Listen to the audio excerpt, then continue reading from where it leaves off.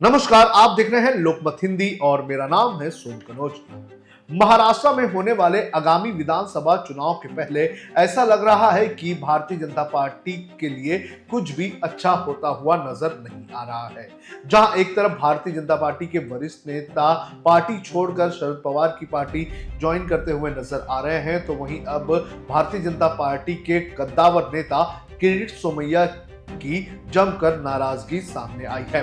उन्होंने खत लिखकर अपने अपमान की बात कही है और उन्होंने ये भी कहा है कि इससे उन्हें काफी ज्यादा चोट पहुंची है।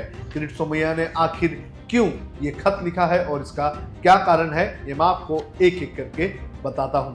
दरअसल होने वाले आगामी विधानसभा चुनाव को लेकर भारतीय जनता पार्टी की तरफ से 10 तारीख यानी कि 10 सितंबर को एक मीटिंग बुलाई गई थी और इस मीटिंग में चुनाव के व्यवस्थापन समिति के सदस्यों का चयन करना था और इस लिस्ट में कई बड़े नाम शामिल किए गए, जिसके अंदर नितिन गडकरी, चंद्रकांत बावनकुले, देवेंद्र फडणवीस ऐसे बड़े नाम इसमें शामिल थे। और इसी कड़ी में किरीट सोमैया को चुनाव प्रचार समिति का सदस्य बनाया गया था और इसी को लेकर किरीट सोमैया ने अपनी नाराजगी जाहिर की है।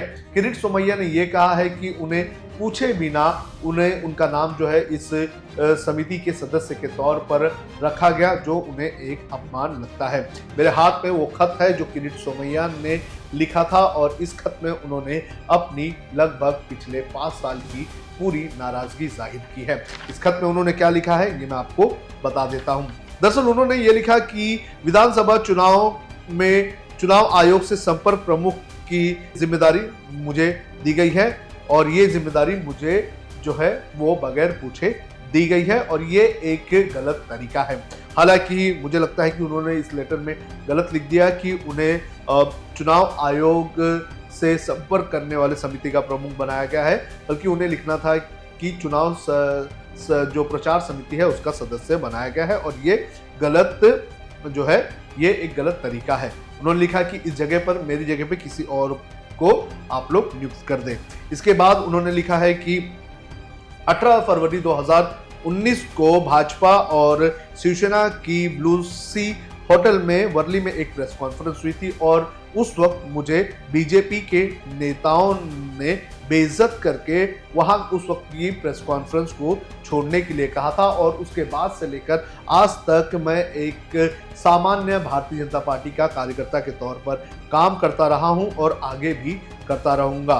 और पिछले कुछ सालों में मैंने जो ठाकरे सरकार थे उसके कई सारे घोटाले निकाले और लगातार जो अपनी पार्टी है उसके लिए काम किया और चुपचाप काम करते रहा।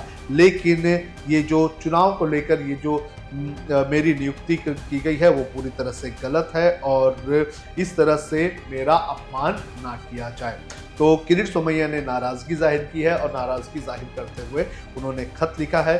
खत के अलावा उन्होंने एक ट्वीट भी लिखा था। उन्होंने इस ट्वीट में लिखा था कि I thank BJP Maharashtra for appointing me as a member of campaign committee and expressed regret and inability to do the same. I wrote Chandrakant Bawankule that for last 5.5 years I am doing BJP work as an ordinary member and continue to do the same and will not join campaign committee.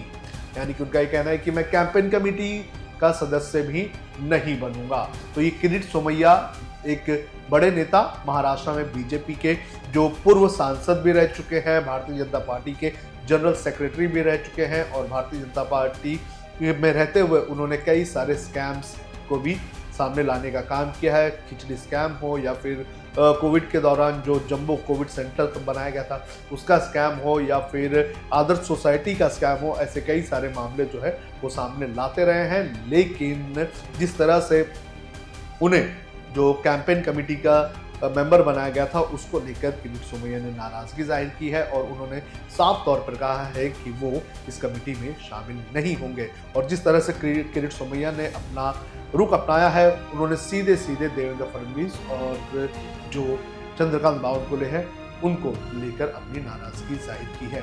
तो आपको क्या लगता है कि महाराष्ट्र में चुनाव के पहले भारतीय जनता पार्टी सब कुछ ठीक कर पाएगी या नहीं? आप कमेंट करके हमें जरूर बताएं।